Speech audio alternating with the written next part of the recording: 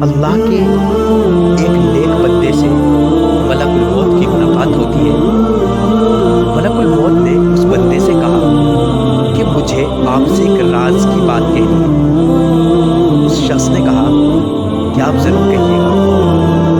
ملک الموت نے کہا کہ میں ملک الموت ہوں۔ اس شخص نے کہا خوش آمدید، ویلکم، آپ سے ملنے کا مجھے بہت شوق تھا۔ ملک الموت نے کہا کہ جو کام تم نے کرنا ہے وہ آپ پورا کر لیجیے۔